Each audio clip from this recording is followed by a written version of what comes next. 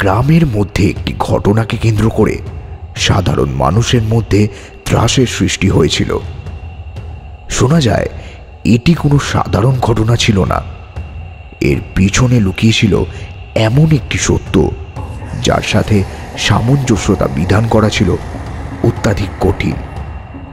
আচ্ছা, পূর্বে কারো মৃত্যু হলে, বিশেষত অপঘাতে মৃত্যু হলে, সে কি ফিরে আসতে পারে? সাধারণ মানুষ তো তেমনটাই মনে করেন। যদি ফিরে আসে তাহলে কি হয় জানেন? কিভাবে বাকি জীবনগুলিকে সে নষ্ট করে দিতে পারে? এই বিষয়ে কি আপনাদের কোনো ধারণা রয়েছে? আশা করি নেই। তবে এই সকল ধারণার সাথে আপনাদের পরিচয় ঘটিয়ে দেবে এই কাহিনীটি। লেখিকা সঞ্চারী ভট্টাচার্যের কলমে শাম্ভাবী প্রোডাকশন থেকে প্রকাশ পেতে চলেছে তারানাথ তান্ত্রিক ও খামারির বিভীষিকা। আজকে আমাদের বিশেষ নিবেদনে থাকছে এই গল্পের সাথে জড়িয়ে থাকা সমস্ত ইতিবৃত্তটি।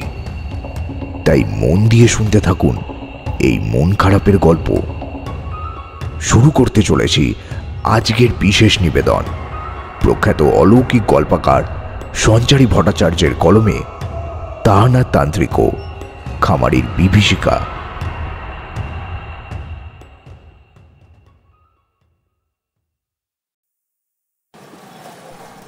গরমের দিনে রাস্তা দিয়ে আমিও কিশোরী হেঁটে যাচ্ছি, এমন সময়ে সে আমাকে উদ্দেশ্য করে বলে উঠল, তারানাথের বাড়ি যাওয়ার হলেই ওই পাসিং শো আর তেলে ভাজার কথাটা মনে পড়েই যায়।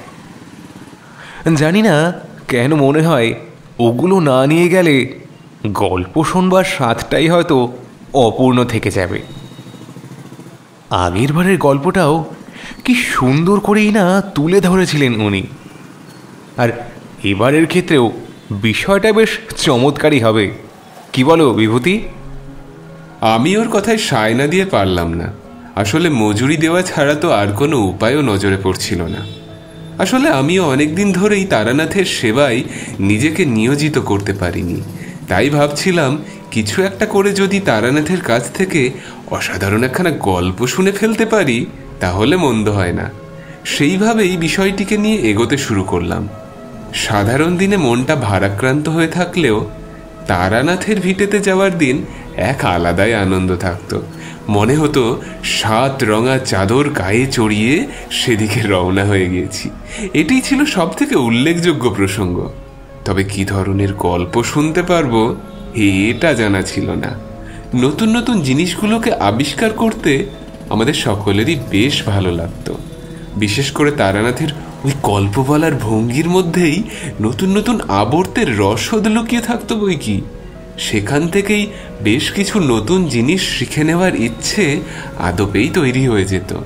এটাই তো ছিল আসল মজা। আমি কিশোরীকে উদ্দেশ্য করে বললাম, হ্যাঁ সে আর বলতে, নে এবারে তাড়াতাড়ি জিনিসগুলো সঙ্গে নিয়ে তারানাথের বাড়ির দিকে এগিয়ে যেতে হবে, যে না হলে সময় চলে যাবে আর ওদিকে গল্পটাও পুরোপুরি শোনা হবে না। কিশোরী দেরি করল না।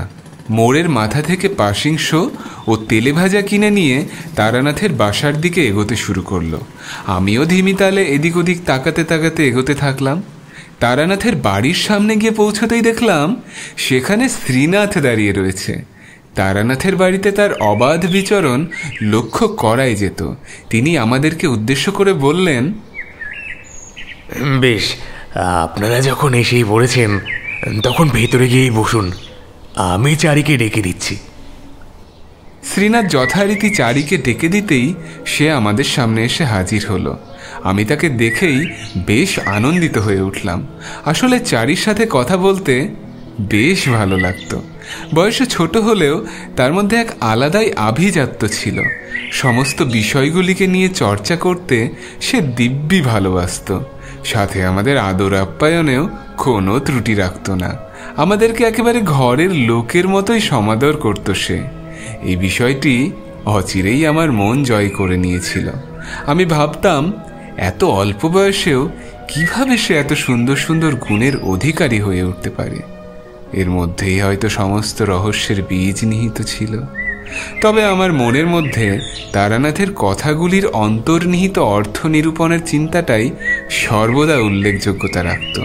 আমি চারিকে জিজ্ঞাসা করলাম, বাহ, বেশ ভালোই হয়েছে, তাহলে তুমিও আজকে আমাদের সঙ্গে বসেই গল্প শুনতে পারবে, কি বলো? আশা করি সেক্ষেত্রে তোমার কোনো অসুবিধা হবে না। আজকেও কি বাইরে যেতে হবে নাকি? চারি আমাকে উদ্দেশ্য করে বলল, না, আজকে আর কোথাও যেতে হবে না, আপনাদের সাথে বসেই গল্পের স্বাদ গ্রহণ করতে পারবো। বাবার শরীরটা খুব একটা ভালো নেই, এমনিতেই খদ্দেরগুলো এসে জ্বালাতন করতে থাকে।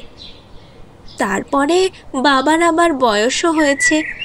এই অবস্থায় কিভাবেই বা উনি সবটা সামলাতে পারবেন বলুন? তবুও কোনো ক্রমে চলছে। কিন্তু আপনারা এলেই দেখেছি উনি বেশ প্রাণোচ্ছল হয়ে ওঠেন। এটাই উপরি পাওনা আর কি। আসুন, আপনারা ভিতরে আসুন, আমি আপনাদের জন্য চা ও মুড়ি মাখার ব্যবস্থা করছি। চারির কথা শুনে কিশোরী এবং আমি বেশ খুশি হলাম। জানতাম সে এই কাজে একেবারে সিদ্ধহস্ত। সে দিব্যি নিজের কাজ গুছিয়েও এই সকল কাজ করে ফেলতে পারে। নির্দ্বিধায় এই সকল কাজ করার ক্ষেত্রে তার দক্ষ মেধার বিষয়টি ছিল যথেষ্ট। এসবের মধ্যেই আনন্দ খুঁজে নেওয়ার প্রয়োজন অনুভব করতাম আমরা। তারানাথের ঘরে প্রবেশের পরেই দেখলাম উনি কিছু কাগজপত্র সাজিয়ে বসে রয়েছেন। নিরবচ্ছিন্নভাবে সেগুলির দিকে চেয়ে রয়েছেন। সেগুলি উল্টে পাল্টে দেখে চলেছেন। আমরা ঘরে প্রবেশের সাথে সাথেই তিনি আমাদেরকে উদ্দেশ্য করে বললেন, ভাঙা শরীরটাকে নিয়েই টেনে টেনে চলতে হচ্ছে বিভূতি। তোমাদের মতো এত সুন্দর জীবনযাপনের আনন্দটা আর সেভাবে উপভোগ করার সুযোগ পেলাম কোথায়? সবটাই তো সেই জনস্বার্থে নিয়োজিত হয়েই রয়ে গেল। তা আজকে আসতে একটু দেরি করে দিলে যে? আমি তারানাথকে উদ্দেশ্য করে বললাম, ঠাকুরমশাই, এ তো আপনারই কেরামতি। না হওয়া কাজও অচিরেই হইয়ে দিতে পারেন। আর এইভাবে মানুষকে অবাক করার ক্ষমতা ঈশ্বর কেবলমাত্র আপনাকেই দিয়েছেন। আমরা তো নিমিত্ত মাত্র, কেবলই মাধ্যম হিসেবে কাজ করে চলেছি। আসলে আপনার কাছ থেকে গল্প শোনবার স্বাদটিকে দূরে সরিয়ে রাখতে পারিনি। কখন যে আপনার মুখ থেকে গল্পগুলি শুনব সেই আশাতেই ছিলাম। আসলে আজকে আসতে একটু বেশি দেরি করে ফেলেছি। জানি না আপনার গল্পটা সম্পূর্ণ শুনতে পারবো কিনা। তারানাথের দিকে চপের প্যাকেটটি এগিয়ে দিল কিশোরী। এরপরে আমিও পাসিং শোয়ের প্যাকেটটি তার দিকে এগিয়ে দিয়ে বললাম, এই নিন ঠাকুরমশাই, আপনার জন্য নিয়ে এসেছি। এগুলি ছাড়া আপনার গল্প শোনবার ইচ্ছেটিও যে অপূর্ণই থেকে যায়, তাই না নিয়ে আসতে পারলাম না। আজকে সময়ের বড় অভাব, তাই না হয় একটা ছোট ঘটনায় অবতারণা করুন। আমাদের শুনতে মন্দ লাগবে না। তবে সময়ের থেকেও অধিক আকর্ষণীয় বিষয়টি হলো আপনার গল্প বলবার ইচ্ছে শক্তি। সেটি সময়ের তোয়াক্কা করে না। আপনার গল্প শুনতে শুনতে কখন যে গল্পের ভিতরে ঢুকে যায় খেয়ালই থাকে না। এটাই বলতে পারেন প্রকৃত টান। আপনিই কেবল সে জাদু ছড়ির অধিকারী, যার দ্বারা মানুষকে সহজেই বশ করতে পারেন। আমাদের সে ক্ষমতা নেই। তারানাথ পাসিং শোয়ের প্যাকেট থেকে একখানা সিগারেট বার করে ধরিয়ে বললেন, এই যে ধোঁয়াটি দেখছো, এর মধ্যেও অনেক রহস্য লুকিয়ে রয়েছে। তবে সেই সব বিষয়ে তোমরা আন্দাজ করতে পারবে না। এই যে চারিমা, তুমি আজকে এখানেই থাকবে নাকি কোথাও যাবে? চারি তারানাথকে উদ্দেশ্য করে বলে, না বাবা, আমি আজকে আর কোথাও যাব না। কাকাবাবুরা এসেছেন, আগের দিন ওনাদের সাথে থাকতে পারিনি, আজকে বসে গল্প শুনবো। এমনিতে তো তোমার সাথে কথা বলার সময়টুকুও পাই না। যখনই তোমার ঘরে আসি দেখি তুমি কারুর না কারুর সাথে আলোচনায় ব্যস্ত, আর তা না হলে নিজের মতন কিছু কাগজপত্র মুখে করে বসে রয়েছ। তাই আর তেমন সময় হয়ে ওঠে না। তবে কি আজকে হাট ফাঁকা রয়েছে, আর সেই সঙ্গে ওনাদের সাথে বসে গল্প শোনার ইচ্ছেটাও জেগেছে। তাই আর দেরি করো না, বলতে শুরু করো। মেয়ের মুখের দিকে তাকিয়ে তারানাথ বললেন, তোমার মধ্যেও আমি মধুসুন্দরী দেবীর সেই বাক্য প্রকাশের ইচ্ছেটা দেখতে পাই। উনিও আমাকে নানান বিষয়ে জ্ঞান দেওয়ার সময় ঠিক এমন সুন্দর করেই কথাগুলো বলতেন। সেই একই জিনিস আমি তোমার মধ্যেও লক্ষ্য করেছি, আর এটি আমার কাছে সর্বাপেক্ষা আকর্ষণীয় বিষয় হিসেবে ধরা দিয়েছে। এটাই আমার আমোষ প্রাপ্তি বলতে পারো। যাক, তোমরা সকলেই যখন আজ আমার গল্প শুনতে এসেছ, তখন আর দেরি করা ঠিক হবে না। নাও, এই চপের প্যাকেট থেকে প্রত্যেকে একটি করে চপ তুলে নাও। আমরা প্রত্যেকেই তারানাথের কথা মতন একটি করে চপ তুলে নিলাম। এরপর দেখলাম চপের শেষ টুকরোটিও মুখে পুরে চিবোতে চিবোতে তারানাথ বলে উঠলেন, আজকে তোমাদের একটা বিচিত্র কাহিনী শোনাবো। যদিও এটি গ্রাম বাংলার প্রেক্ষাপটে নিজের স্থান চিহ্নিত করে নিয়েছিল, তথাপি এই গল্পের রসদের সাথে আমার এক বিশেষ সম্পৃক্ততা জড়িয়ে রয়েছে। আসলে নিজে চোখে দেখা ইতিহাসকে কোনোদিনও কাহিনীর আওতায় ফেলা যায় না। সেটি সব সময়ই স্বতন্ত্রতা নিয়েই বেঁচে থাকে। আমার কাছেও তাই এই বিষয়গুলি কেবল কাহিনী নয়, এক প্রকারের সত্যতা বলতে পারো। তাই এগুলিকে গল্পের আকারে প্রকাশ করতে মন চায় না, কারণ এগুলির মধ্যে দিয়ে আমি হারিয়ে যাওয়া অতীতকে পুনরায় আমার চোখের সম্মুখে ফুটে উঠতে দেখি। তাই এগুলির থেকে দূরে সরে থাকার চেষ্টা করতে থাকি। মনে হয় যেন আবারও সে কঠোর কাহিনীর মিশেল আমার সম্মুখে এসে উপস্থিত হবে, আর হারিয়ে যাওয়া অধ্যায়গুলিকে পুনরায় নিজের চোখের সামনে দেখতে পাব। এইসবের থেকে এক প্রকার পালানোর চেষ্টাই করি, কিন্তু তোমাদেরকে তো আর খালি হাতে ফিরে যেতে দিতে পারি না। তাই এই কাজের সাথে যুক্ত থাকতেই হয়। তাহলে মন দিয়ে শুনতে থাকো এই মন খারাপের গল্প। তারানাথ গল্পটিতে প্রবেশ করলেন। আমরাও যে যার মতন স্থান চিহ্নিত করে গল্প শুনতে মশগুল হয়ে পড়লাম। কথায় আছে, ওনার গল্পের মধ্যেই নাকি এমন কিছু লুকিয়ে থাকে যেটির থেকে সহজে দূরে পালানো সম্ভব হয়ে ওঠে না। আমরাও তাই সেই রসদের খোঁজে প্রতিদিন তার কাছে ছুটে আসতাম। কিশোরীও দেখলাম শোনবার আশায় তারানাথের দিকে এক দৃষ্টিতে তাকিয়ে রয়েছে। অন্যদিকে চারিও পরিচিত অনুসন্ধানীর মতন তারানাথের মুখের দিকে তাকিয়ে কিছু একটা খোঁজার চেষ্টা করে যাচ্ছে। এমন সময় বাইরে হঠাৎ মেঘ গর্জন করে উঠল। তারানাথ বাইরের জানলার দিকে তাকিয়ে কিছু একটা কল্পনা করতে লাগলেন। এমন সময় তিনি কাহিনীর অভ্যন্তরে প্রবেশ করলেন। ভাবতে ভাবতে মুখ খুললেন। সেটি ছিল এক গ্রীষ্মের সন্ধে। এভাবেই বজ্রবিদ্যুৎ সহ বৃষ্টি শুরু হয়েছিল। আমি পথ দিয়েই নিজের গ্রামের দিকে এগিয়ে যাচ্ছিলাম। এমন সময় একটি ছেলে আমার সামনে এসে উপস্থিত হলো। ছেলেটিকে হাঁপাতে দেখে আমিও বড্ড ভয় পেয়ে গেলাম। বৃষ্টির প্রকোপ থেকে নিজেকে বাঁচাবো নাকি তাকে, এই বিষয়টিতে আলোকপাত করেই তাকে বললাম, এখানে এভাবে এসে পড়েছ যে, তুমি কি আমাকে চেনো? দেখলাম ছেলেটি বেশ ভয় পেয়ে গিয়েছে। এরপরে সে আমাকে উদ্দেশ্য করে বলল, ভয় ভয় পাওয়ারই কথা, কারণ আমাদের পরিবারে যা ঘটছে সেটি কোনো সাধারণ ঘটনা হতেই পারে না। এটির পিছনে রয়েছে এক মস্ত রহস্য। আমরা কেউই বোধহয় আর জীবিত থাকবো না। এত কালের পুরনো সেই ঘটনার রেশ আমাদের জীবনটাকে একেবারে অন্ধকারের দিকে নিয়ে যাবে। দয়া করে এর একটি বিহিত করুন বাবা।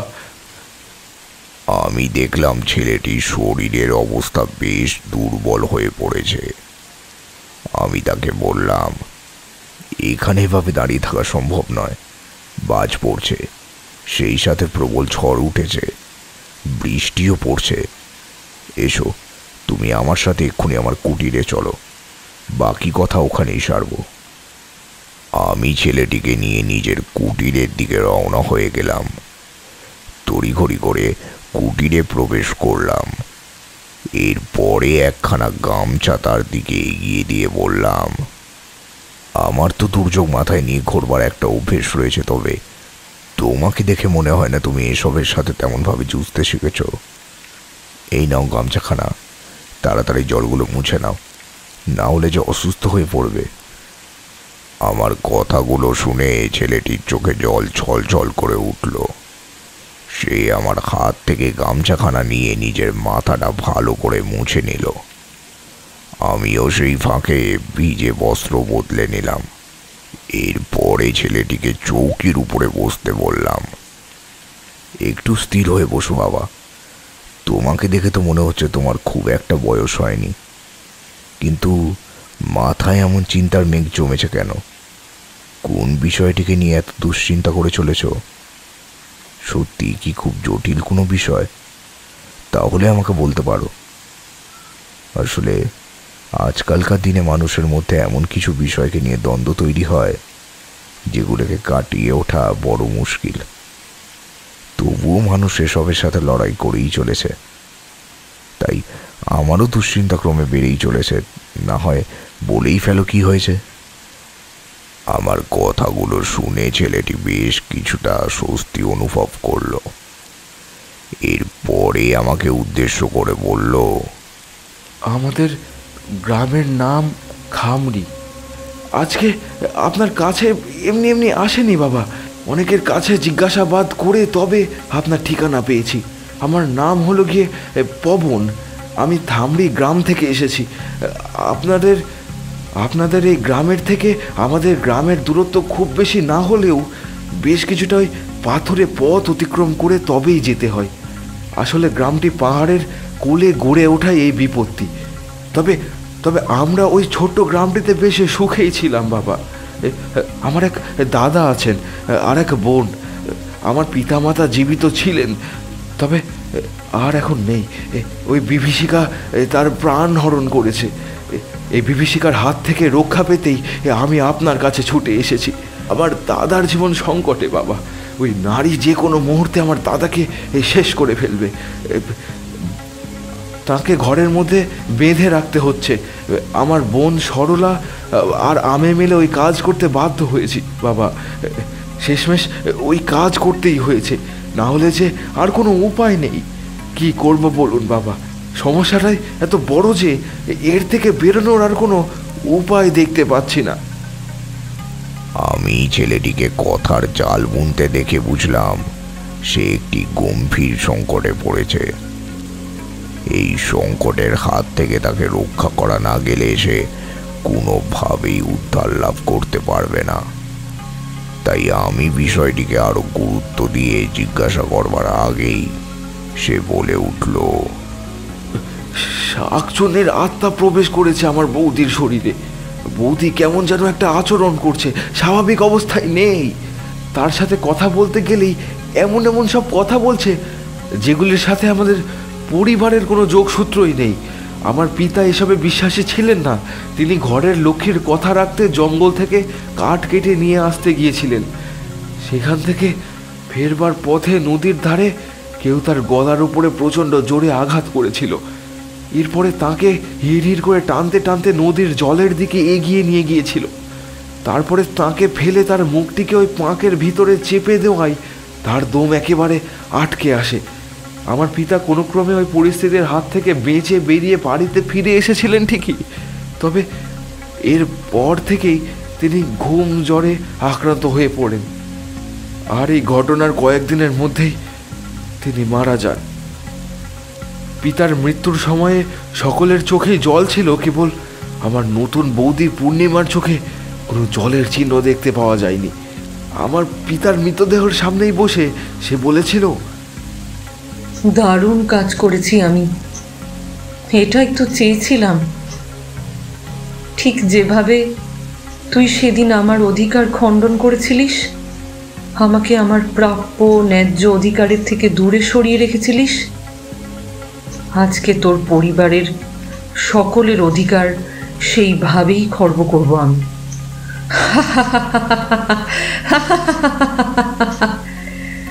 দেখি দেখি কি করতে পারিস তুই। অবশ্য তুই কিছু করতে পারবি কি করে? সেদিন আমারও হাত পা তো এভাবেই বাঁধা পড়ে গিয়েছিল, নিয়ম ও নীতির শৃঙ্খলে আবদ্ধ হয়ে সমাজের নোংরা ইঙ্গিতের দ্বারা ভস্মীভূত হয়ে পড়েছিলাম আমি। আর শেষে আমাকেও বলেই হাউমাউ করে কাঁদতে আরম্ভ করলেন বৌদি।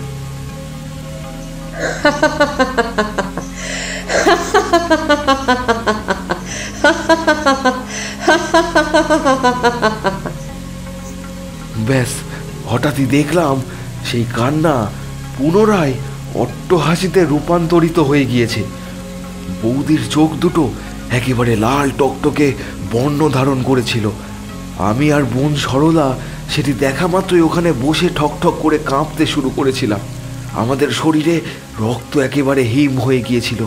এমনটা কি করে সম্ভব যে বৌদি কিছুক্ষণ আগেই স্বাভাবিক ছিলেন, তার এমন রূপ পরিবর্তন হয়ে যায় কিভাবে? এটি ভাবতে ভাবতেই আমি অস্থির হয়ে পড়েছিলাম। নিজের চোখে যা দেখছি তার কোনো কিছুই বিশ্বাস হচ্ছিল না। কেবল মনে হচ্ছিল আমি যা দেখছি সবই ভুল। আমার পিতার মৃত্যু, বৌদির এমন এমন অমানবিক আচরণ, এইসবের মধ্যে সততা খুঁজতে যাব এমন সময়ে আরও বড় রকমের একটি দুর্ঘটনা ঘটে গেল। আমি আরো ভয় পেয়ে জিজ্ঞাসা করলাম, কি ঘটল? পবন বলল, আমার মা এসব সহ্য করতে না পেরে গ্রামের এক ওঝার কাছে যাওয়ার জন্য মনস্থির করে ফেললেন। বাবার মৃতদেহটিকে ওই অবস্থায় ফেলে রেখেই তিনি গ্রামের ওঝার কাছে ছুটে যেতে যাবেন। এমন সময় দেখলাম একটা লম্বা হাত এসে মায়ের গলাটিকে সজোরে চেপে ধরেছে। মার নিঃশ্বাস বন্ধ হয়ে আসতে লাগলো। সামনের দিকে তাকাতেই ভয়েতে হাত পা ঠান্ডা হয়ে গেল। দেখলাম বৌদি নিজের হাতটিকে লম্বা করে দিয়েছেন। মায়ের গলার টুঁটিটা টিপে ধরে নাকি সুর করে বলছেন, কিরে নির্মলা, কি ভেবেছিসটা কি? এভাবে আমাকে এখান থেকে তাড়াবি? তুই কি ভাবলি এত সহজে তোকে আমি এই কাজে সফল হতে দেব?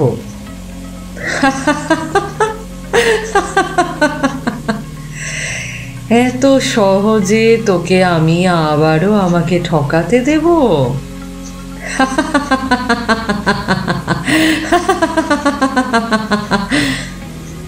সেদিন আমাকে এই সমাজের বেড়াজালে আবদ্ধ হয়ে পড়তে হয়েছিল, তাই আমি কোনো কাজ করতে পারিনি।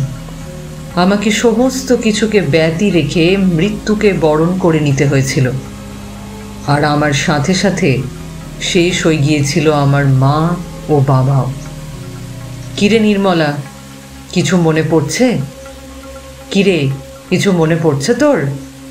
তুই তো ছিলি সব সর্বনাশের মূলে। হ্যাঁ হ্যাঁ, তুই। কিরে, এবারে নিশ্চয়ই মনে পড়ছে? কিরে নির্মলা, মনে পড়ছে না? মা কোনো কথা বলতে পারলেন না। দেখলাম তার চোখের মণিগুলো ঠিকরে বেরিয়ে আসছে। আমি আর সরলা চিৎকার করে উঠলাম, মায়ের দিকে এগিয়ে যাব। এমন সময়ে দেখলাম মায়ের প্রাণটা বেরিয়ে গেল। তার নিথর দেহটি পড়ে রইল আমাদের চাতালে। মায়ের মায়ের মুখ দিয়ে গল গল করে রক্ত বেরিয়ে আসতে লাগলো। আমি আর সরলা স্থির হয়ে রইলাম। চোখ দিয়ে এক ফোঁটা জলও নির্গত হলো না। দেখলাম বৌদি দেওয়ালে হেলান দিয়ে ভয়ঙ্কর অট্ট হাসিতে ফেটে পড়েছেন।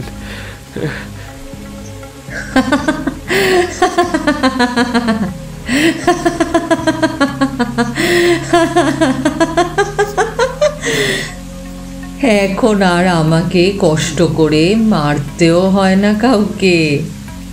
আমি এখানে বসেই সকলকে শেষ করে দিতে পারি। নিজের ধারালো এই মুখটাই যথেষ্ট।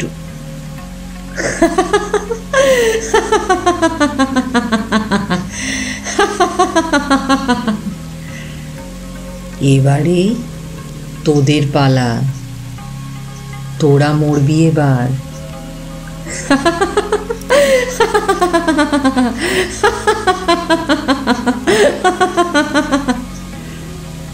এই বলে বৌদি আমাদের দিকে ধাবিত হতে যাবেন, এমন সময়ে সেখানে গ্রামের মোড়ল মশাই এসে উপস্থিত হলেন। হরিহর বাবুকে দেখে আমরা দুজনেই বেশ স্বস্তি অনুভব করলাম। দেখলাম তিনি হাতে করে কি যেন একটা নিয়ে এসেছেন, হলুদ রঙের তরল পদার্থ। সেটিকে বৌদির দিকে ছুঁড়ে দিলেন তিনি। দেখলাম বৌদি সজোরে চিৎকার করে উঠল, এরপরে আস্তে আস্তে নেতিয়ে পড়ল। আর ঠিক তৎক্ষণাৎ মোড়ল মশাই বললেন, এই সুযোগ সরলা, এই সুযোগ।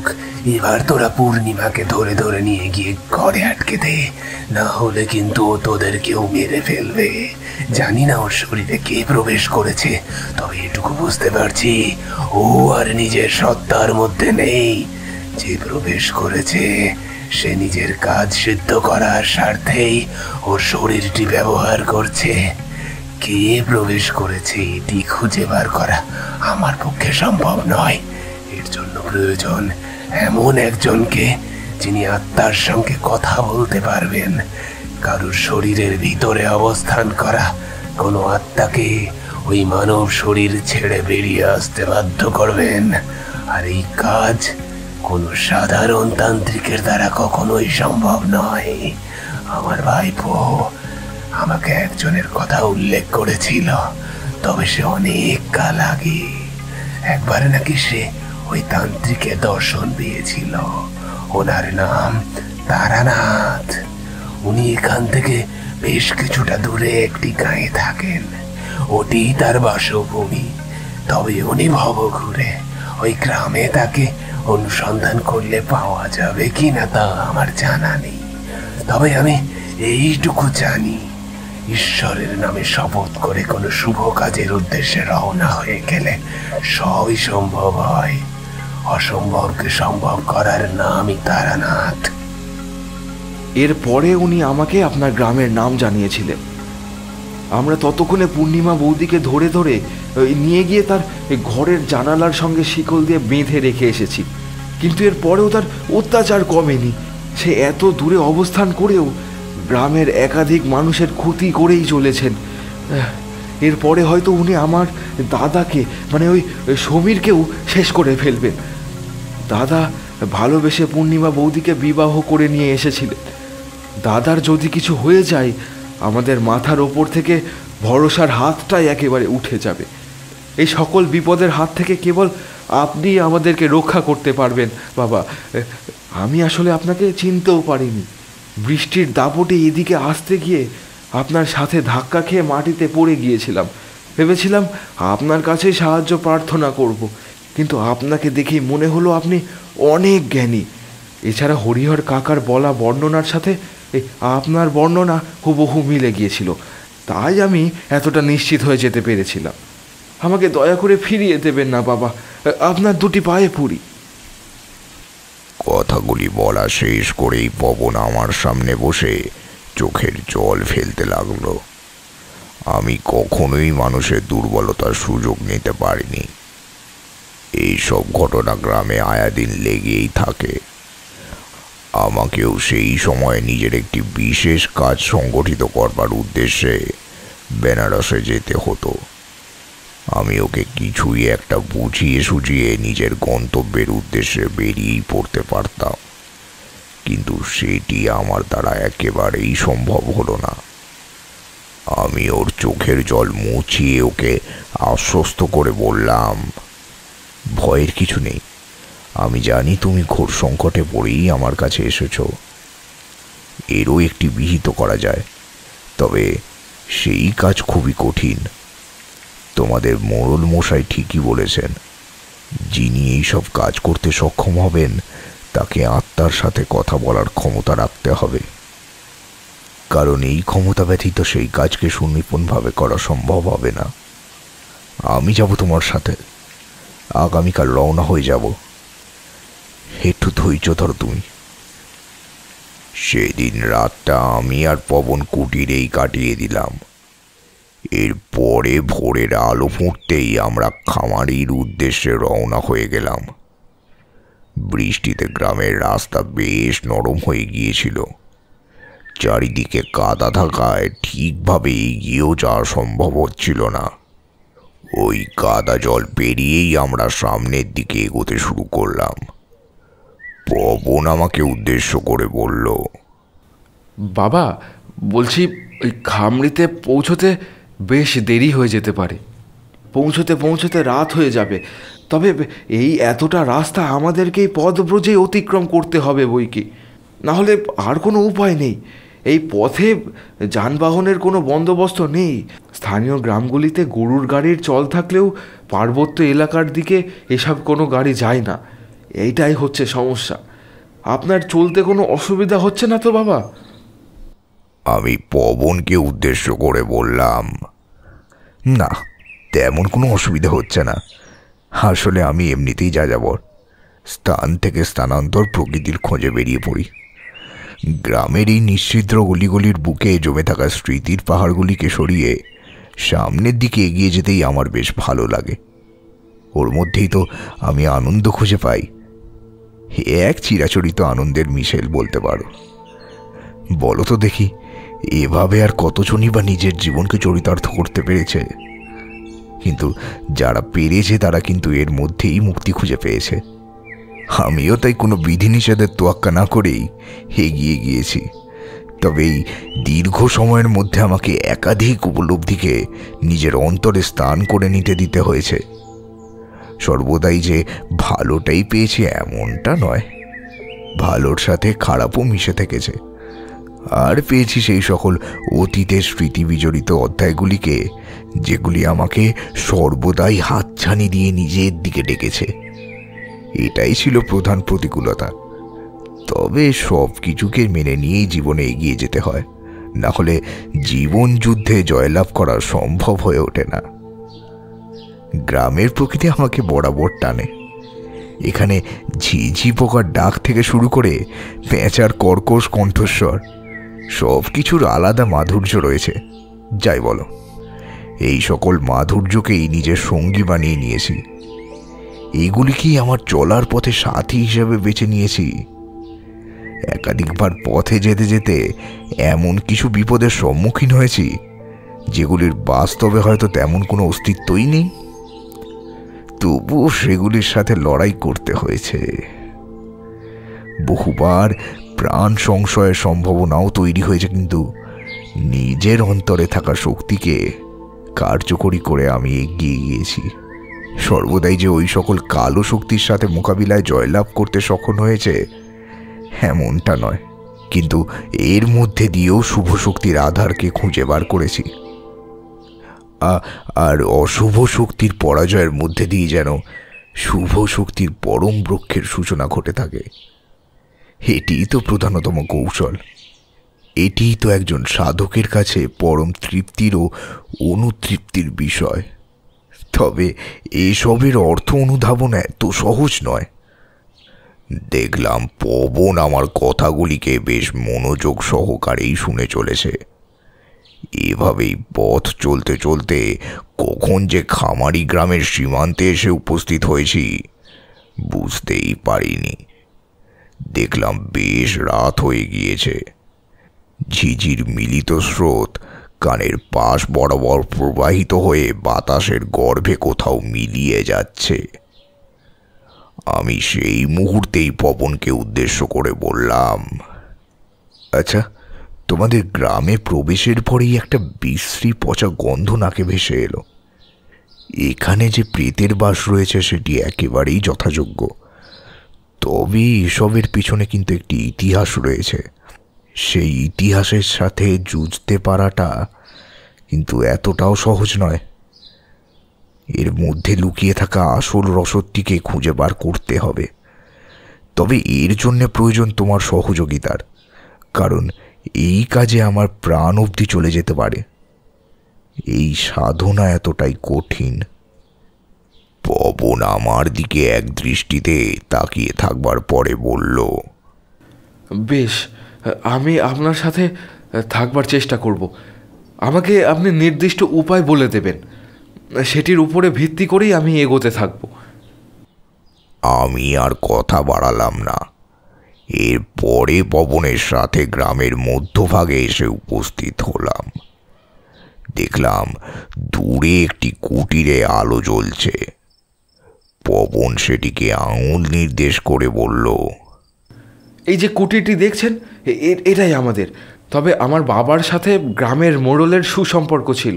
এছাড়া বিগত কয়েক বছরে আমার বাবা ব্যবসার কাজ করে বেশ কিছু টাকা সঞ্চয় করতে পেরেছিলেন। সেই টাকা দিয়েই তিনি আমাদের ভাই বোনের লেখাপড়া শিক্ষিত করে তুলেছিলেন। ওনার এই ঋণ আমরা কোনোদিনও ভুলতে পারবো না।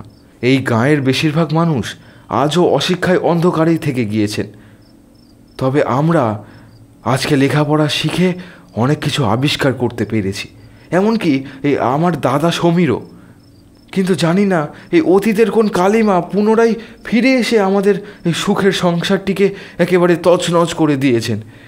একমাত্র আপনি এর একটি বিহিত করতে পারেন বাবা। আমাদের কথা শেষ হতেই আমি পবনকে সাথে নিয়ে ওই বাড়ির দিকে গিয়ে যেতে লাগলাম। ওখানে পৌঁছেই দেখলাম সরলা একটি জায়গায় অজ্ঞান অবস্থায় পড়ে রয়েছে। ওকে দেখেই পবন দৌড়ে সেদিকে এগিয়ে গেল। এরপরেই সরলার চোখে মুখে জল দিল সে। সরলা পবনকে দেখিয়ে তাকে জড়িয়ে ধরে কাঁদতে শুরু করলো। দেখলাম মেয়েটির চোখ মুখের অবস্থা একেবারেই ঠিক নেই। সমীরের খোঁজ লাগানোর সত্ত্বেও তাকে কোথাও খুঁজে পাওয়া গেল না। আমি ওদের দিকে এগিয়ে গেলাম। এরপরে ওদেরকে শান্ত থাকতে বললাম। পবন সরলাকে উদ্দেশ্য করে বলল, সরলা, উনি এসেছেন। সরলা, আমি ওনাকে নিয়ে আসতে পেরেছি। তুই ওঠ বোন। কি হয়েছে তোর? আমি তো কিছু বুঝতে পারছি না। বৌদি তো ঘরের মধ্যেই এখনো বাঁধা অবস্থায় রয়েছে, তাহলে ঘরের অবস্থা এমন হলো কি করে? সরলা অনেক কষ্টে উঠে দাঁড়ালো। এরপরে পবনকে উদ্দেশ্য করে বলল, বৌদি বাঁধা অবস্থাতেই ছিল, কিন্তু বৌদির শক্তির কাছে ওই সামান্য দড়ির বাঁধুনি কোনোভাবেই কাজ করেনি। বৌদি সেটি খুলে ফেলে এবং পালিয়ে যায়। জানি না সে কোথায় গিয়েছে। ওই আত্মা জানে যে আমরা তাকে মুক্তি দেওয়ার পরিকল্পনা করছি, আমরা কোনো একটি ছল করবার চেষ্টা করছি, তাই সে আমাদেরকে এই কাজে সফল হতে দিতে চায়নি। আমার দাদা তাকে বাধা দিতে এগিয়েছিল, কিন্তু দাদাকে মারাত্মকভাবে আঘাত করে বৌদি ওই অন্ধকারের মধ্যেই কোথাও একটা গায়েব হয়ে যায়। এই অবস্থায় আমিও আঘাতপ্রাপ্ত হই ও জ্ঞান হারিয়ে ফেলি। তুমি দেখো, ঘরের মধ্যে কেউ নেই। দাদা বৌদিকে খুঁজে আনতে সেই যে চলে গিয়েছে, এখনো আসেনি। জানি না এতক্ষণে সেই পিশাচিনি আমার দাদাকে শেষ করে ফেলেছে কিনা। আমি সরলার কথা শুনে খুবই চিন্তিত হয়ে পড়লাম। পবনকে উদ্দেশ্য করে বললাম, বিষয়টা খুবই জটিল।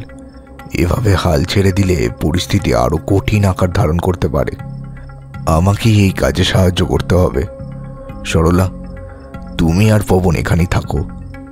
পবন, সরলাকে দেখো, তার অনেক জায়গায় আঘাত লেগেছে। ওই প্রেত তোমার দাদাকে নিজের সাথে করে নিয়ে যেতে চাইছে, তাই সে এভাবে ছল করে তোমার দাদাকে নিজের সঙ্গে ওই জঙ্গলের দিকে নিয়ে গিয়েছে। আমাকে তার পদচিহ্ন লক্ষ্য করে সেদিকে ধাবিত হতে হবে। তবে এই কাজ এত সহজ নয়। সে জানে কোনো শুভ শক্তি তার পিছু করতে পারে, তাই সে এমন কিছুই করবে যার দ্বারা তার সমস্ত চিহ্ন মুছে যেতে পারে। আমাকে তার গন্তব্যে পর্যবেক্ষণ করে তাকে খুঁজে বার করতে হবে। তবে এই কাজ সাংঘাতিক কঠিন। এই কাজে জীবনহানিরও সম্ভাবনা থাকতেই পারে। পূর্ণিমার শরীরে যে রয়েছে সে তেমন বুঝলে ওকেও সবার আগে শেষ করবে, কারণ ওই আত্মা শুধু কেবল পূর্ণিমার শরীরটিকে ধারণ করে রেখেছে। এটি নিমিত্ত মাত্র। কাজে এই কাজে আমাকে এগোতে হবে।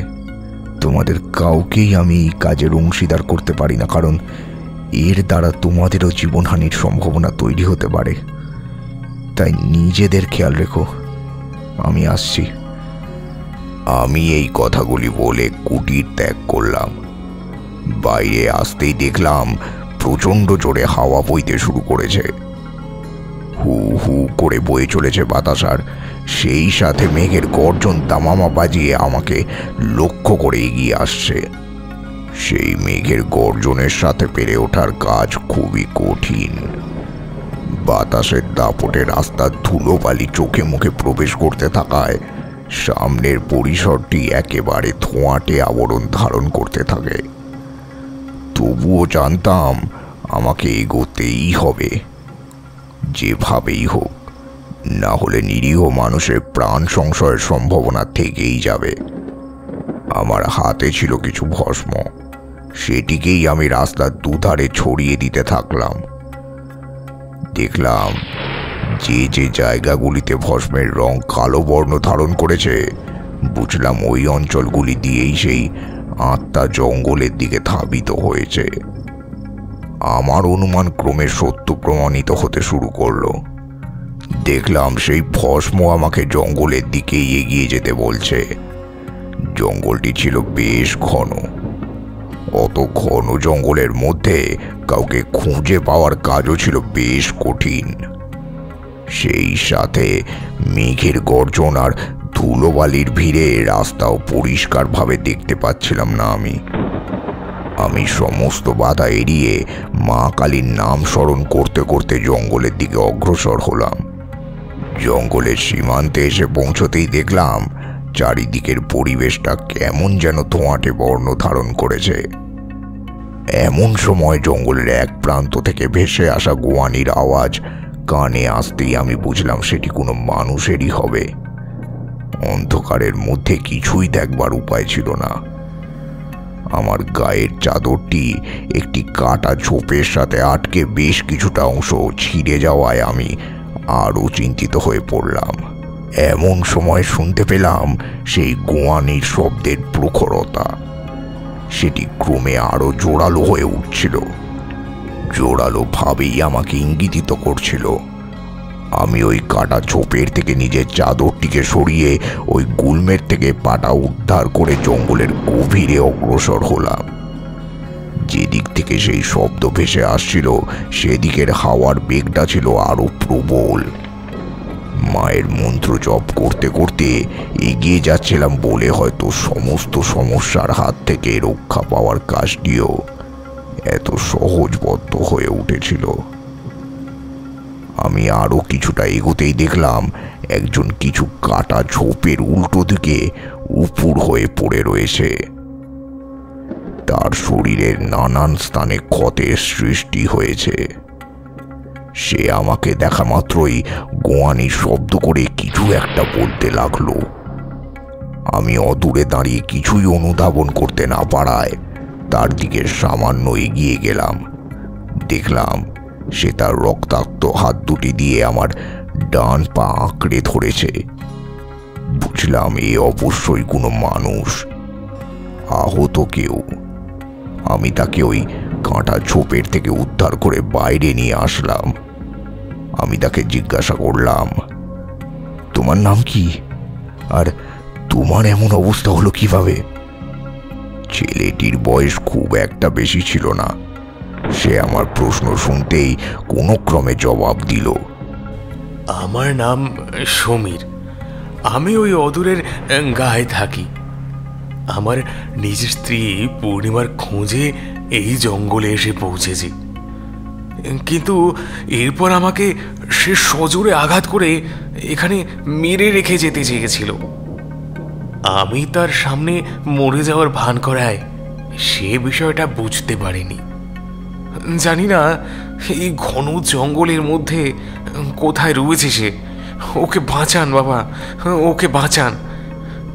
আমি আপনাকে চিনি না, কিন্তু এইটুকু জানি যে কোনো শুভ শক্তি আপনাকে আমাকে এই চরম বিপদের হাত থেকে উদ্ধার করবার জন্যই পাঠিয়েছে। দয়া করে একটা বিহিত করুন।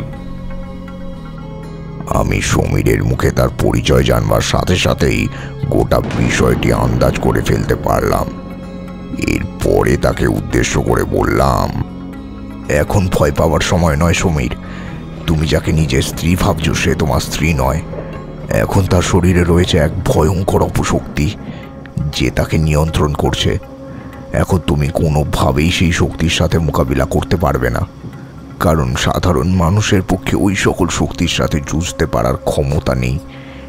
এক বিশেষ মন্ত্রের দ্বারাই তাকে বাগে আনা সম্ভব। আমাদের কি তাকে খুঁজে বার করতে হবে, না হলে সে তোমার স্ত্রী অর্থাৎ পূর্ণিমাকেও শেষ করে ফেলবে। আমি এখন সবটাই আন্দাজ করতে পারছি। এই সব কিছুর জোর তোমার সাথেই জুড়ে রয়েছে। সে এত কিছু করছে তোমাকে নিয়ে যাওয়ার জন্যে। সে তোমার শরীরটার থেকে তোমার আত্মাকে বিচ্ছিন্ন করতে চায় ও সেটিকে নিজের সাথে নিয়ে যেতে চায়। ওই কারণেই তার আত্মা এখনো মুক্তি পায়নি। তবে এর পিছনে থাকা ওই জটিল অতীতকে আমাদেরকে খুঁজে বার করতে হবে। এসো আমার সাথে। আমাকে যে করেই পূর্ণিমাকে উদ্ধার করতে হবে। ওই আত্মা এখন পূর্ণিমার শরীরটিকে নিজের আস্তানা বানিয়ে নিয়েছে। তাকে থামাতে না পারলে সে যে কোনো মানুষের ক্ষতি করতে পারে। হাতের সামনে যাকে পাবে তাকেই নিজের শিকার বানাতে শুরু করবে। তাই সাবধান হতেই হবে। দেরি করলে চলবে না সমীর। আমি তারনাথ, তোমার ভাই পবন আমাকে সব জানিয়েছে। আমি এখানে তোমাদের সাহায্য করবার জন্যেই এসেছি। আমার উপর ভরসা রাখো। এখন এর একটা উপায় খুঁজে বার করতে না পারলে সর্বনাশ হয়ে যাবে। আমি ও সমীর দুজনেই ওই ভস্মের সুযোগে জঙ্গলের ভিতরে প্রবেশ করলাম। আরও কিছুটা গভীরে প্রবেশের পরেই দেখলাম একটি ক্ষীণ শব্দ আমাকে লক্ষ্য করে ধেয়ে আসছে। সেই শব্দটি শোনা মাত্রই আমি বুঝলাম ওই আত্মা আশেপাশেই কোথাও আছে। তবুও খালি চোখে কিছুই ঠাউর করতে পারলাম না। সমীর আমার সাথেই আশেপাশের ঝোপগুলির দিকে নজর ঘোরাচ্ছিল। এমন সময় একটি চিৎকারের শব্দ পেয়েই আমি পিছনে ফিরে তাকালাম। দেখলাম সেই প্রেত গাছের সাথে উল্টো হয়ে ঝুলে রয়েছে, আর সে সমীরের ঘাড়ের কাছটা শক্ত করে ধরে রয়েছে। সমীর যন্ত্রণায় আর্তনাদ করতে শুরু করলো। বাঁচান বাবা, আমাকে বাঁচান। আমাকে পূর্ণিমা মেরে ফেলবে। বাঁচান বাবা। দেখলাম ওই প্রেতের মুখ থেকে রক্ত নির্গত হচ্ছে। সেটির লাল প্রলেপ সমীরের পোশাকের উপরেও পড়ল। সমীরের যন্ত্রণার আধিক্য সাথে সাথে আরো বৃদ্ধি পেল। আমি ওই প্রেতের দিকে বেশ কিছুটা ভস্ম ছিটিয়ে দিতেই দেখলাম সেটির শক্তি ক্ষীণ হয়ে এসেছে। এরপরেই সমীরকে মাটিতে ফেলে দিয়ে এসে বলল, কিরে, কি ভেবেছিস তারানাথ? তুই আমাকে পূর্ণিমার শরীর থেকে আলাদা করতে পারবি? কখনো না। আমি কোনোদিনও সমীর আর তার পরিবারকে সুখে থাকতে দেব না। কারণ ওরা আমাকে শান্তিতে বাঁচতে দেয়নি। আমিও আমার পরিবার নিয়ে শান্তিতে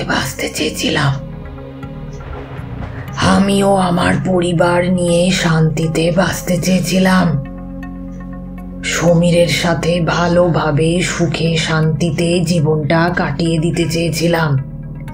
কিন্তু কিন্তু আমাকে কেউ তোয়াক্কা করেনি, কেউ না। সমীরের নিজের পিতা আমাকে শেষ করে দিয়েছিল, এমনকি ওর মাও। সে নিজে একজন নারী হয়ে আমাকে শেষ করে ফেলতে দুবার ভাবেনি। সেই থেকে আমি এই গ্রামে অতৃপ্তের মতো ঘুরে ঘুরে বেড়াচ্ছি। এই সমীরকে উচিত শাস্তি না দেওয়া পর্যন্ত আমি কিছুতেই পূর্ণিমার শরীর ত্যাগ করব না। ওকেও শেষ করেই নিজের সাথে নিয়ে যাব।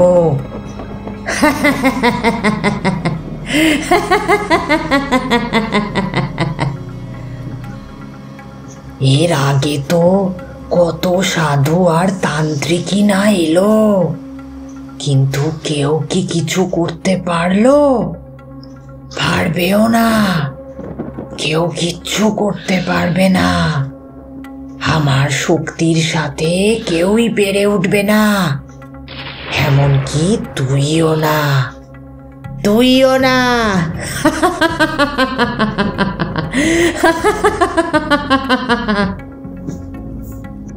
এমন সময় দেখলাম ওই স্থানে পবন ও সরলা এসেও হাজির হয়েছে। আমি পবনকে উদ্দেশ্য করে বললাম, সর্বনাশ, তোমরা এখানে এলে কেন? আর কিভাবে বা এলে? পবন আমাকে উদ্দেশ্য করে বলল, আমি আপনার ওই ভস্যের চিহ্ন লক্ষ্য করে এখানে এসেছি বাবা। যে স্থানে ওই ভস্য কালো বর্ণ ধারণ করেছে সেটিকে লক্ষ্য করেই আমরা চলে এসেছি। আপনি সেই কখন বেরিয়েছেন, এখনো আসছেন না দেখে আমাদের চিহ্নকে প্রশমিত করতে পারিনি। তাই শেষমেশ আমরাও একসাথে আপনার অন্বেষণে বেরিয়ে পড়েছি। শেষ পর্যন্ত আপনাকে সুস্থ অবস্থায় দেখে অনেকটা আশ্বস্ত বোধ করতে পারছি। তাই শেষমেশ আমরাও একসাথে আপনার অন্বেষণে বেরিয়ে পড়েছি। এরপরেই পবনের চোখ যায় সমীরের দিকে। সমীরকে রক্তাক্ত অবস্থায় পড়ে থাকতে দেখে সে এগিয়ে যেতে যাবে, এমন সময় আমি পবনকে উদ্দেশ্য করে বলে উঠি, সাবধান পবন, ওদিকে এক পাও এগোনোর চেষ্টা করবে না, তাহলেই কিন্তু সর্বনাশ হয়ে যাবে বলে দিলাম। তোমাদের সকলের উপরে নজর রেখে চলেছে ওই প্রেত।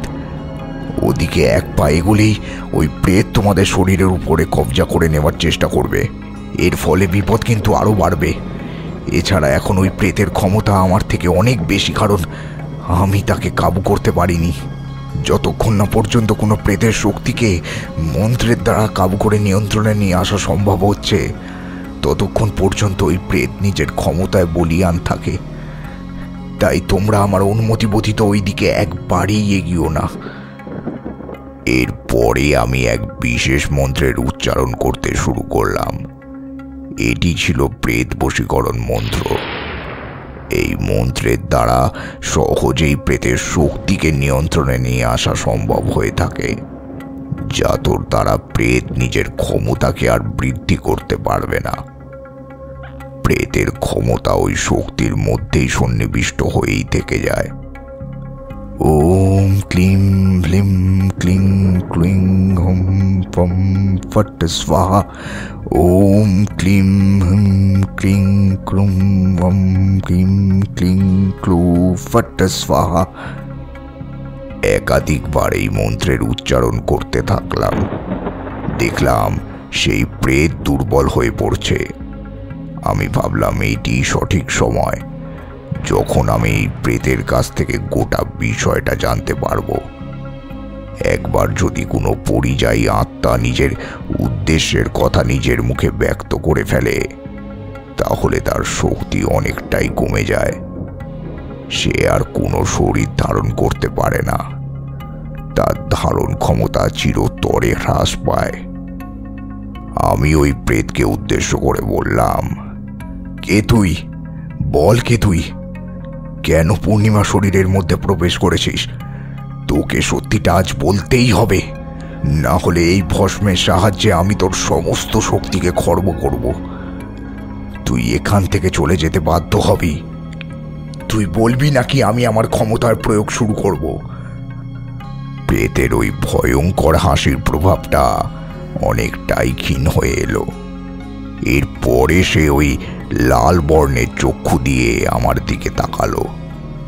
এরপরে আমাকে উদ্দেশ্য করে বলল, হ্যাঁ হ্যাঁ, আমি পূর্ণিমার শরীরটিকে নিজের করে নিয়েছি। এই সমীরের সাথে খুব ছোটবেলাতেই আমার বিয়ে হয়ে গিয়েছিল। ওর পিতা ও আমার পিতা একে অপরের ঘনিষ্ঠ বন্ধু ছিলেন। তারা নিজেদের মধ্যে ব্যবসায়িক সম্পর্কের পাশাপাশি পারিবারিক সম্পর্ক তৈরি করতে চেয়েছিলেন। এই পারস্পরিক সম্পর্কে গাঁটছড়ার পবিত্র বাঁধনে বেঁধে ফেলার জন্যই তারা আমার ও সমীরের বিবাহ দেওয়ার সিদ্ধান্ত নেন। এই গ্রামের মন্দিরেই আমাদের বিবাহ সংঘটিত হয়েছিল। তখন আমার বয়স ছিল 12 আর সমীরের 15। এত অল্প বয়সে বিবাহ হওয়ার দরুন আমার পিতা তখন আমাকে সমীরের কাছে যেতে দেননি। আমরা যে যার নিজের বাড়িতেই অবস্থান করতাম। ইতিমধ্যে সমীরের বাবার ব্যবসায়িক ক্ষেত্রে কলকাতা চলে যেতে হয়েছিল। এরপরে 5 বছর তারা আর কেউই গ্রামে ফিরে আসেননি। যখন সমীরের পিতা গ্রামে ফিরলেন তখন তাকে দেখে চেনাই যাচ্ছিল না। তার সেই পোশাক পরিচ্ছদ সব কেমন বদলে গিয়েছিল। শহুরে ভাবধারার সাথে মিলেমিশে গিয়েছিলেন তারা। এই সময় আমার পিতা আমার কথা তাকে জানান, কিন্তু সমীরের পিতা আমাদের বাল্যকালের বিবাহের বিষয়টিকে অস্বীকার করেন আর আমাকে তাদের ঘরের বউ হিসাবে স্বীকৃতি দেওয়ার বিষয়টিকেও তিনি অস্বীকার করেন। আমার বাবা ও মা এই শোক সহ্য করতে পারেননি। আমার মা সমীরের মায়ের কাছে ভিক্ষা চেয়েছিলেন, কিন্তু এরপরেও কোনো লাভ হয়নি। আমার মাকে মারধর করে তারা বাড়ি থেকে বার করে দিয়েছিল। ওই দিন রাতেই আমার মা ও বাবা গ্রামের মানুষজনের কাছ থেকে চরমভাবে অপমানিত হন। আমাকে কেউ আর বিয়ে করতে চায়নি। আমার মা ও বাবা এই শোক সহ্য করতে না পেরে ওই দিন রাতেই আমাদের বাড়ির গাছটিতে গলায় দড়ি দিয়ে আত্মহত্যা করেন। এরপরে এই বিষয়টি জানাজানি হলে পর একদিন সমীরের পিতা আমাকে বাড়ি থেকে ধরে নিয়ে আসেন এই জঙ্গলে। এরপরে আমাকে একা পেয়ে নিজের মেয়ের বয়সী একটি মেয়েকে নোংরা ভাবে ভোগ করেন। তারপরে আমাকে মারধর করে এই গাছটির সাথে বেঁধে ঝুলিয়ে দেন। আমি বুকের মধ্যে হাজারো জ্বালা নিয়ে মরতে বাধ্য হয়েছিলাম, কিন্তু মৃত্যুর পরেও এই প্রতিশোধের আগুন নেভেনি। এরা মানুষ নয়, এরাই আসলে পিশাচ। তাই সমীরকে আমি ছাড়ব না। ওর মা ও বাবাকে শেষ করে ফেলেছি আমি। ওর পরিবারের আর কারোর প্রতি আমার কোনো ক্ষোভ নেই, কিন্তু এই মেয়েটাকে আমি জীবিত থাকতে দেব না। আমাকে মেরে ফেলার পরে তারা পূর্ণিমার সাথে ওর বিয়ে ঠিক করেছিল, আর ওই দিন রাতেই আমি পূর্ণিমার শরীরে আশ্রয় করে নিয়েছিলাম। আমি পূর্ণিমাকে তো শেষ করবই, সাথে সমীরকেও।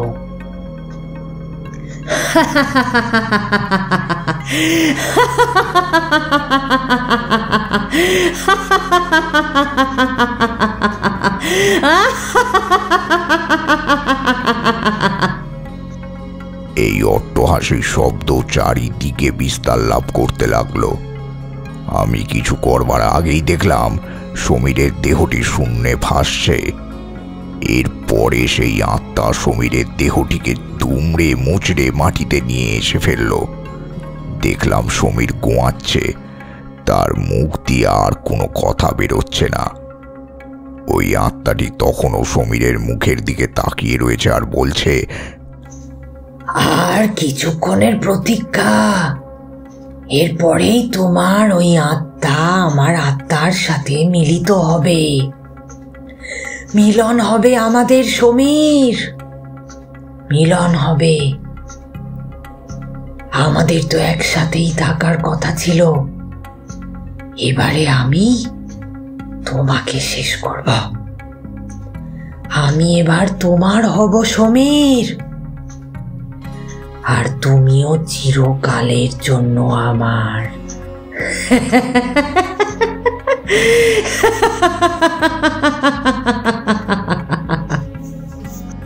আমি আরো জোরে মন্ত্রপাঠ করতে থাকলাম।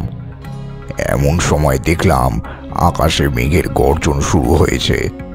জোরে জোরে বাজ পড়ছে আর সেই সাথে ছড়িয়ে পড়ছে ওই প্রেতের অট্টহাসির শব্দ। দেখলাম আমি আমার মন্ত্রের শক্তির দ্বারাও সমীরকে রক্ষা করতে পারছি না। সে ম্রিয়মান হতে হতে জমির সাথে লেগে যাচ্ছে। এরপরে একটা সময় তার প্রাণটা বেরিয়ে যায়। আমি কিছুই করতে পারি না। আর আমার সামনে থাকা ওই পূর্ণিমার দেহটিও গাছটিকে মাটিতে পড়ে যায়। এত পর্যন্ত বলে থামলেন তারানাথ। এরপর কিশোরী তারানাথকে উদ্দেশ্য করে জিজ্ঞাসা করল, তাহলে শেষমেশ কি আপনি পূর্ণিমাকে রক্ষা করতে পেরেছিলেন? তারানাথ চোখের জল মুছে বললেন, হ্যাঁ, আমি পূর্ণিমাকে পরে রক্ষা করতে পেরেছিলাম। ওকে আমি বাড়িতে নিয়ে এসেছিলাম। এরপরে এক বিশেষ মন্ত্রের দ্বারা পরিশুদ্ধ জল ওর মাথায় ঠেকানোর সাথে সাথেই ওর জ্ঞান ফিরে এসেছিল। কিন্তু আমি সেদিন সমীরকে রক্ষা করতে পারিনি। ওই প্রেত সমীরকে নিজের সাথে করে নিয়ে গিয়েছিল।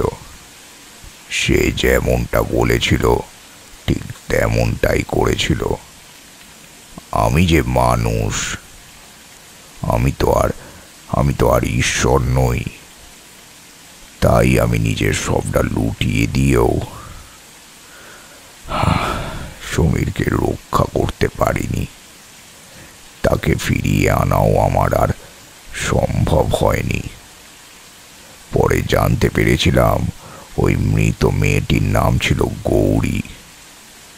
গৌরীর সাথে অতীতে যা যা ঘটেছিল সেগুলিও ছিল অমানবিকতার পরিচয়।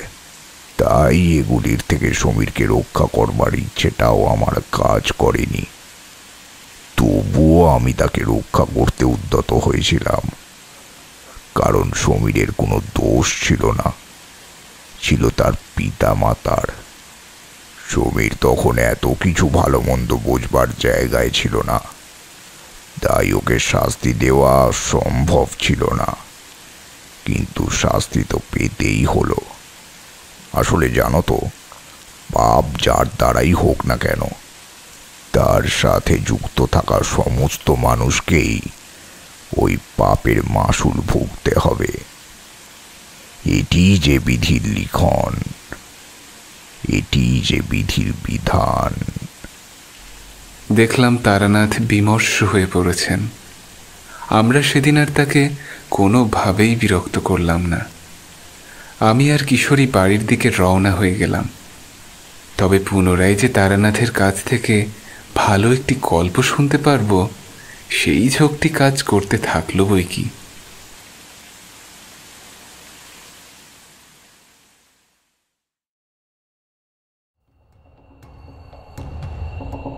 আপনারা এতক্ষণ শুনছিলেন প্রখ্যাত লেখিকা সঞ্চারী ভট্টাচার্যের কলমে তারানাথ তান্ত্রিক ও খামারির বিভীষিকা গল্পটি।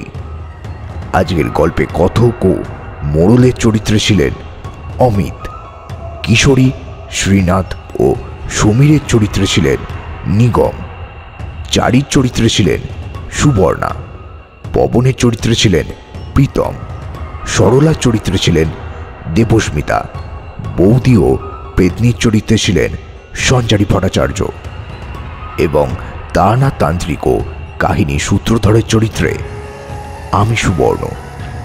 এছাড়াও আজকের গল্পের এডিটিং, সাউন্ড মিক্সিং, ডিএফএক্সে ছিলেন বুবাই এবং পোস্টার ডিজাইনিংয়ে ছিল ডলবি স্টুডিও, মুম্বাই। আশা করি আজকের কাহিনীটি আপনাদের বেশ ভালোই লেগেছে। তারানাথের রসদ সাজিয়ে গল্পটিকে এতদিন ধরে আপনাদের সামনে প্রকাশ করে চলেছি আমরা। আশা করি সেই প্রকাশ সার্থকতা লাভ করতে সক্ষম হয়েছে। আগামীতে এমন আরও অনেক গল্পের সম্ভার নিয়ে আসতে চলেছি আমরা। এখনও যারা আমাদের চ্যানেলটিকে সাবস্ক্রাইব করে উঠতে পারেননি তারা আমাদের চ্যানেলটিকে সাবস্ক্রাইব করুন। চ্যানেলটি সাবস্ক্রাইব করতে সাবস্ক্রিপশন বাটনের পাশে থাকা বেল আইকনটি প্রেস করে আমাদের চ্যানেলটিকে সাবস্ক্রাইব করুন আর শুনতে থাকুন শাম্ভাবী প্রোডাকশন, যেখানে গল্প কথা বলে।